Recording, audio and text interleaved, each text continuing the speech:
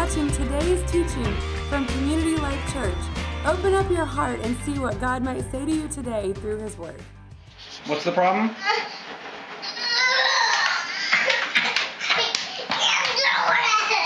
You can't lift that up? No! Oh, come back and try again. You're almost to the sink. I can't do it.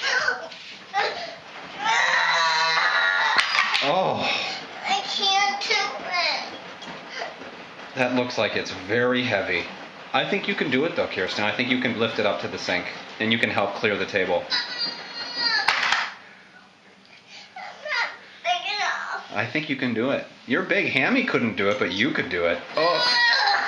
Oh. You want to try again? Maybe you take your thumb out of your mouth and move your lovey and you can do it all. Okay, let's go. Put it in the sink.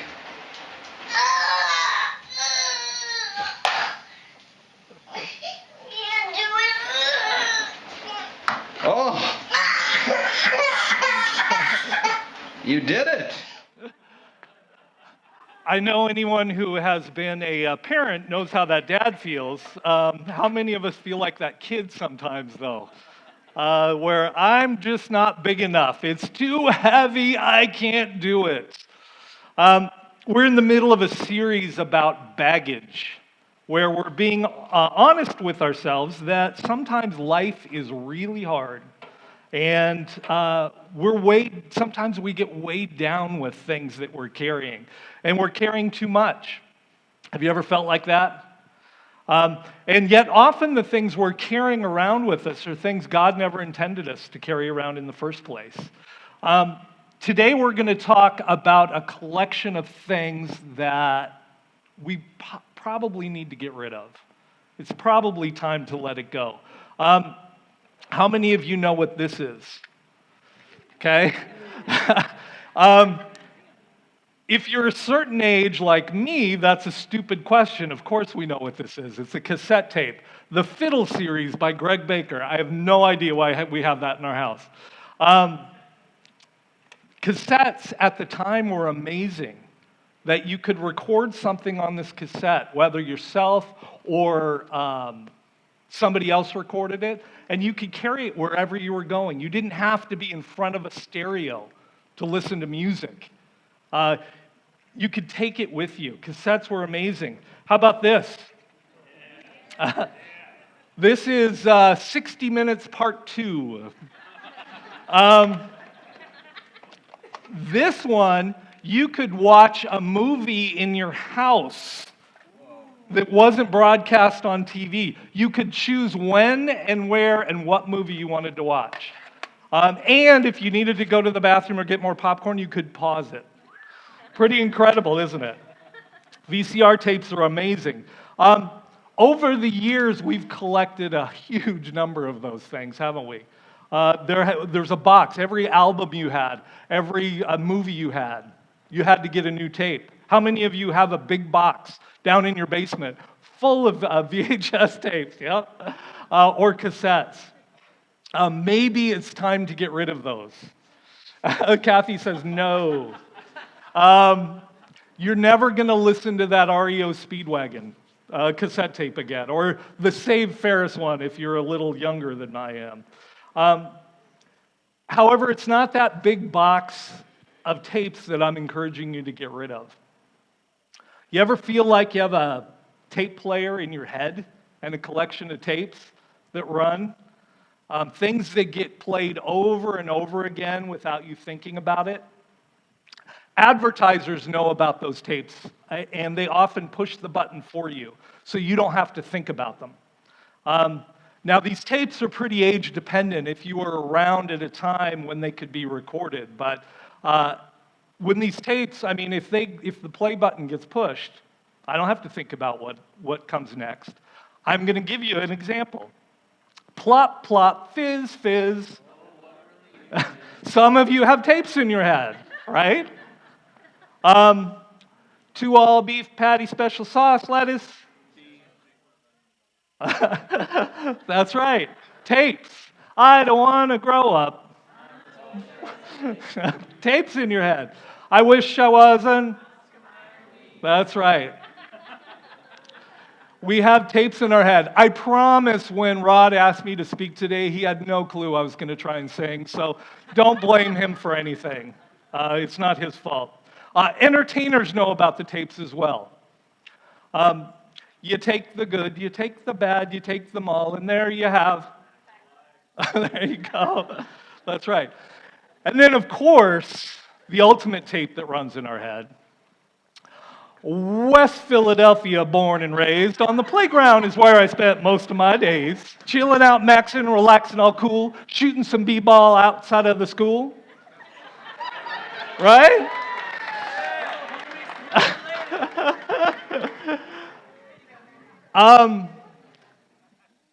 For parents, you have your own set of tapes, don't you? Mickey. That's right. It's the Mickey Mouse Clubhouse. Okay, so you have your own set of tapes. We're going to see how a tape is recorded, too. We're going to do that right now. Here's one that will definitely be one of your tapes in the future, if not in the long future, in the next couple of weeks it will be. If you haven't already heard this, you're going to thank me at the end. Go ahead, Ethan.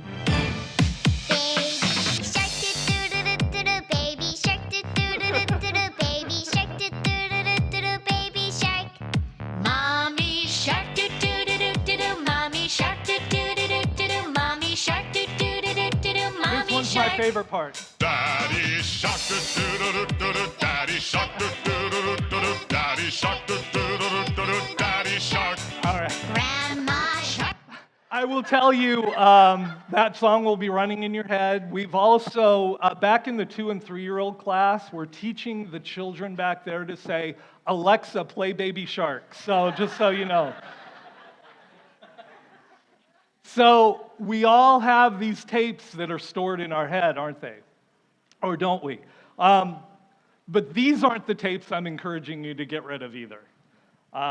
It's a myth that we only use 10% of our brain or 12% or whatever, but even if you use almost all of your brain, I have confidence that you have enough room to store the theme to Gilligan's Island and still learn something new.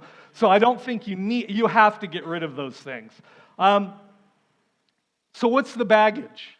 What's the box of tapes that it would be good for us to get rid of that weigh us down? Let me tell you about some of the tapes I would like to get rid of, or I should get rid of.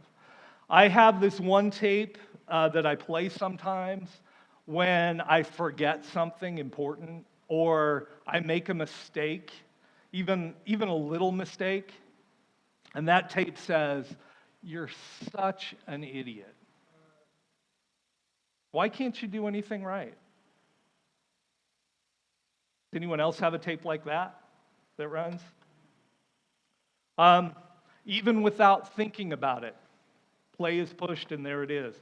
I have a tape sometimes when I'm struggling to accomplish something that's important to me and I'm failing. It says, "Man, I'm such a loser. Why can't I get anything right? Why am I even trying?" Or how about a tape when you're feeling excluded and left out that says, "Well, why would they want me there anyway? I'm not really worth it. I'm sure they don't really like me. They're just being nice." And who really blames them? How many of those tapes do you have that play when you walk by a mirror? Or you see a picture of yourself? Or the tapes that say, "It's no use, I'll never be any different. I'm so ugly, I just can't do it. I'm not worth it. No one cares anyway, and they'd be better off without me." Anybody else have tapes like that run in their head? Maybe they aren't tapes like cassette tapes. Maybe they're VCR tapes, where you did something foolish, and it's not a voice that you hear, it's a movie that plays over and over, and you get to see it again and again and again. Like the time I was a teenager, and I literally placed multiple people's lives at risk to impress a girl, who, by the way, was worth impressing because she wasn't at all impressed and thought I was an idiot. because I was. And now I understand what a foolish thing I had done. But instead of the tape playing, wow, great job learning your lesson and growing and being a better person, instead the tape just shows me the stupid thing I did over and over and over again. Or maybe it's a movie of the time you said something really embarrassing, or really dumb, or you responded exactly the wrong way that you wish you could take back. Anybody else have tapes like that? Do those tapes weigh us down? Is that voice that gets stuck in your head that you hear over and over again, is that baggage we need to get rid of? Now, where do these tapes come from? Some of them are recorded by other people. Maybe it was a parent or another kid at school or a coach or a teacher who said something that you believed and now you play it over and over again. Maybe it was the devil. If you're not a church person, if you're not a God person, I will readily admit we believe some weird things. And one of those weird things is we honestly believe there's an actual enemy called the devil, whose goal is to undermine us and to destroy us, to take us out of the game. And one way he does that is by whispering in our ear these tapes, the lies that become tapes and that we play and believe. But many of these tapes are simply judgments we place on ourselves because we know what's really inside of our hearts and we don't like it. So we tell ourselves these harsh words that cut and hurt and cause ongoing pain. If it starts to heal, we rip off the scab, saying things and putting judgments on ourselves that we would never say to somebody else, especially a friend or a loved one. We are far harsher on ourselves than we could ever be with somebody else. I don't have to think about playing these tapes. Circumstances, a memory, a failure, sometimes even a success, pushes play, and there goes that tape. Anyone else relate to that? Anyone else hear those things? Maybe it's time to get rid of those tapes. Maybe it's time to put that down, that baggage. Now, one question is why? Why do we need to put those tapes down? I really did foolish things in my past. Shouldn't I be reminded of that so that I can not do that again? But there's a problem, though, with these tapes. And the problem is they drown out the voices that we should be listening to, that we should be hearing and believing. This is a problem that's existed long before tapes were ever invented, before they existed at all. In the Bible, in the book of Exodus, Numbers, and Deuteronomy, there's a story that even if you're not a Bible person, even if you never read it, you're probably familiar with. And to summarize the story, the Israelites were slaves in Egypt. And God told Moses, I want you to rescue my people. Take them out of Egypt. So Moses went to Pharaoh and said, let my people go. And God gave some really convincing arguments until Pharaoh said, yeah, okay, they can go. And so they left, but then Pharaoh changed his mind and took his army and started chasing them. And they got to the Red Sea. God parted the Red Sea. They walked across. Pharaoh tried to follow. The Red Sea collapsed in, and they all drowned. Okay. But God's ultimate purpose wasn't for the Israelites to get to the desert on the other side of the Red Sea. It wasn't for them to simply escape Egypt. His purpose was to save them and then establish them in the Promised Land. God's goal is never simply to rescue us from something. His goal is to rescue us to something else. And that something else is almost always a deeper relationship with Him, a closer relationship with Him. However, we have a part to play in His plans. God will never force a relationship on you. So when it was time for the Israelites to move into the Promised Land, a couple years after they had gotten into the desert, they sent 12 spies ahead to check things out. And what they saw in the Promised Land shocked them. The place was a land of riches and wealth. It was definitely a place they wanted to live. But there were also these people there that were really big and really strong and really scary. Now, two of the spies, Caleb and Joshua, came back and said, "That's okay, let's go for it. With God's help, we can do it." But the other 10 spies said this in Numbers 13. "We can't attack these people. They're too strong for us." They said, "The land we explored is one that devours those who live there. All the people we saw there are very tall, and we felt as small as grasshoppers. And that's how we must have looked to them." Do you see it? Do you see where the tape starts playing? The tape for the 10 spies. The Bible doesn't say the people in the promised land saw them as grasshoppers. They said, "We felt as small as grasshoppers. We can't do it. It's too hard. We're not good enough. We're not capable." And so these 10 spies talked the Israelites into not going. They talked them into killing Moses, which got God really mad. And he said, "I'm wiping y'all out and starting over with Moses." And Moses talked God into, "No, don't do that." And instead, they spent the next 40 years in the desert. And none of them got to the promised land. So this baggage I want you to drop that runs in your head, these tapes that play, isn't just about making you feel better, although I, of course, want you to feel better. And it's not about having this positive vibe in our lives. When we tell ourselves things that don't line up with what God says about us, what He wants for us, what His plans are, we stand in the way of God's purpose for us, which ultimately stands in the way of a growing relationship with Him. It gets in the way of our faith. These 10 spies, when they said the people of the land were giants, it was true. But God wanted them to have faith that He would take care of them, that He would get them through this. But they let their self-talk get in the way, and it pushed them farther away from God, not closer. And there's another word in the Bible for separating from God, and that word is death.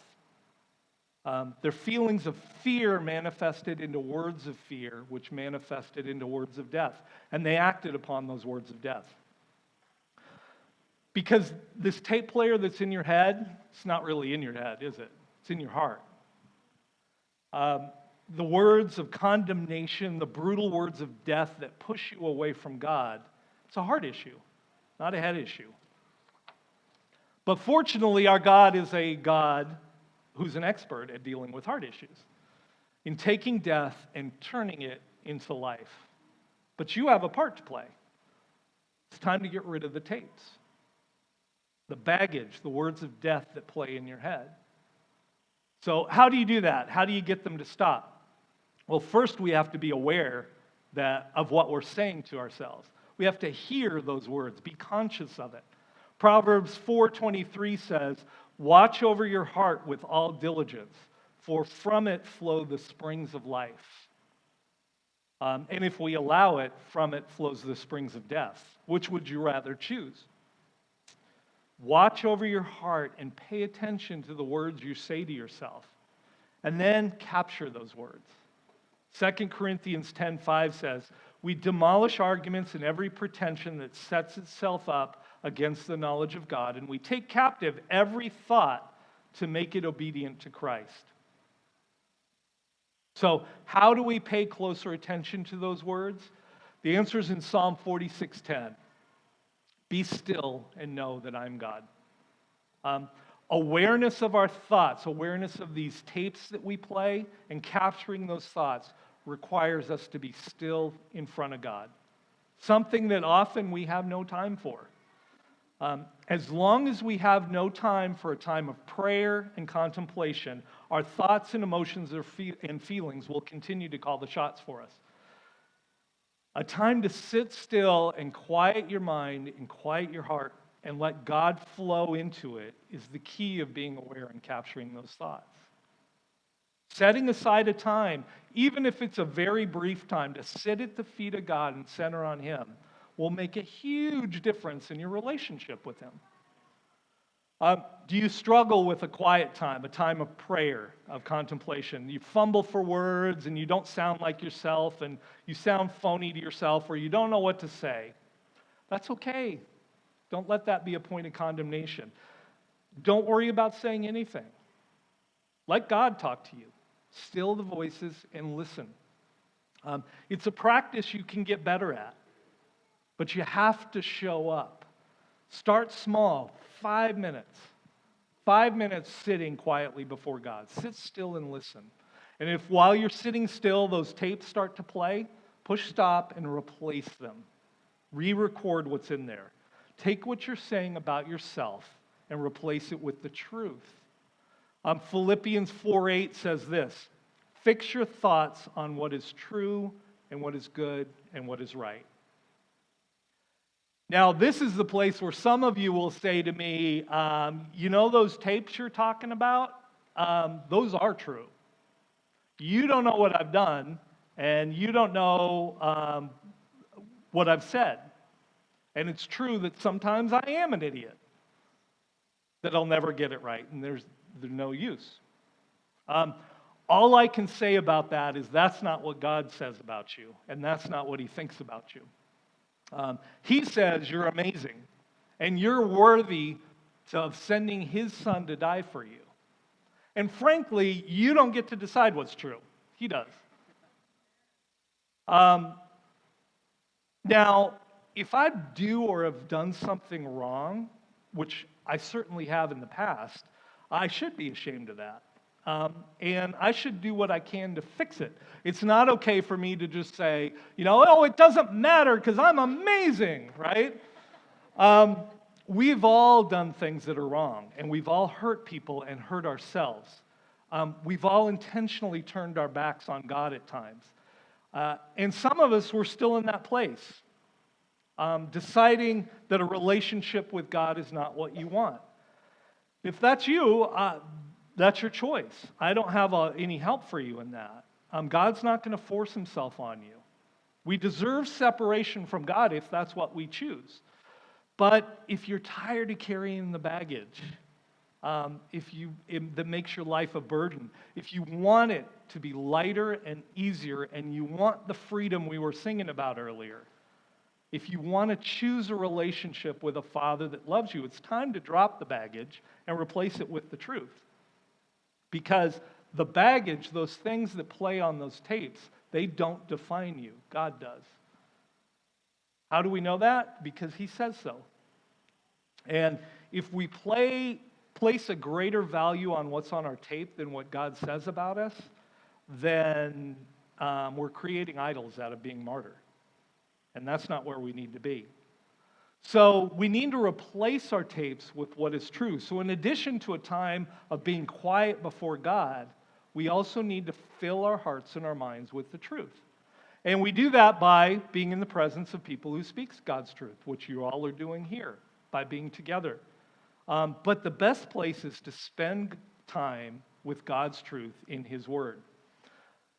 So in addition to the 5 minutes I'm asking you to spend some quiet time before God, I challenge you to spend time every day reading the Bible.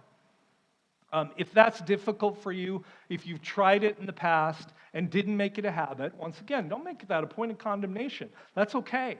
Instead, start again. And start really small, 10 minutes. Spend 10 minutes. If you don't know what to read, start with the book of John. If you don't know where the book of John is or you don't have a Bible, Google Book of John chapter 1. I promise God will show up on your computer or on your phone. Set a timer. If the timer goes off in the middle of a sentence, it's okay to stop. You're not going to do it wrong. If you don't understand everything you've read, that's okay too. Don't let the fear of doing what God's called you to do keep you from what He has for you. And if something really speaks to you when you're reading it, if it makes your heart skip a little bit, if it makes you feel emotion, stop and sit on that for a little bit. Read it again. Spend time with God's Word, 10 minutes, and then spend 5 minutes quietly contemplating that. Try it for 30 days. Try it for a week. It's going to change your life. What if we replace those tapes that we have? What if we drop the baggage and instead of having tapes that say, I'm an idiot, I'm a mess, I'm stupid, I'm not worthy, I'm not capable, what if we don't play those tapes and we replace them with what God says about us? I am the creator and you are my creation. I breathed into your nostrils the breath of life. I created you in my own image. I knit you together in your mother's womb. I know the numbers on your head, and before a word is on your tongue, I know it. You are fearfully and wonderfully made. You are more valuable than many sparrows. I have crowned you with glory and honor you as the pinnacle, the final act of the 6 days of creation. However, from the very beginning, you exchanged the truth about me for a lie. You worshiped and served created things rather than me, the Creator. You have sinned and fallen short of my glory. What you deserve is my righteous judgment. And yet, in my great love, I gave my unique Son, that all those who believe in him will not perish, but have everlasting life. While you were sinners, Christ died for you. While you were still hostile towards me, you were reconciled to me by the death of my Son. Sin doesn't have the last word. Grace does. Now everyone who calls on the name of Jesus will be saved. You who have believed are born again. I have adopted you. You are children of God, heirs of God. You are no longer orphans. You belong to me, and I love you as a perfect Father. In my eyes, you are a brand new creation. The old has passed away and the new has come. Sin is no longer your master.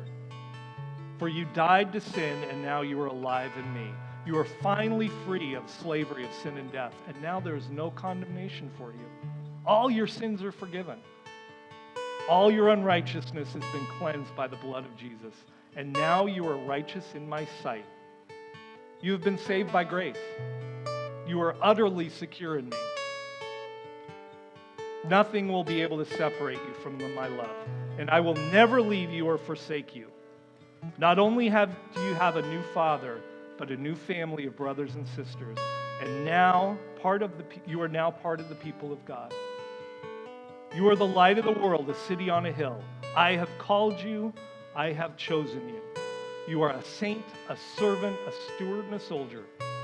You are a witness and a worker. Through Jesus, you are victorious. You have a glorious future. You are a citizen of heaven. You are an ambassador of my Son. That's the truth about you. It's time to drop everything else and walk out the love He has for you and the love He's called you to. It's time to be kind to ourselves, just as we strive to be kind to others. I have a song we're going to play a video for. If this message speaks to you, just let the words wash over you. Just let them think about the truth of what God thinks about you. Go ahead, Ethan.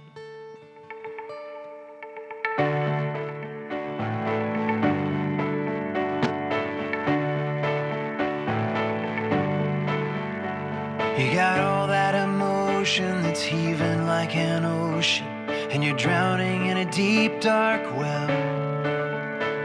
I can hear it in your voice that if you only had a choice, you would rather be anyone else. I love you just the way that you are. I love the way you made your precious heart. Be kind to yourself. Be kind to yourself. I know it's hard to hear it when that anger in your spirit is pointed like an arrow at your chest. When the voices in your mind are anything but kind, and you can't believe your Father knows best. I love you just the way that you are. I love the way he's shaping your heart. Be kind to yourself. Be kind to yourself. Well, how does it end when the war that you're in is just you against you against you? Gotta learn to love, learn to love, learn to love your enemies too.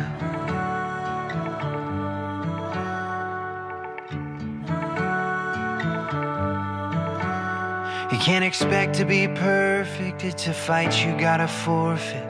You belong to me, whatever you do. So lay down your weapon, darling, take a deep breath and believe that I love you. Be kind to yourself. Be kind to yourself. Be kind to yourself. Gotta learn to love, learn to love, learn to love your enemy. Gotta learn to love, learn to love, learn to love your enemies too.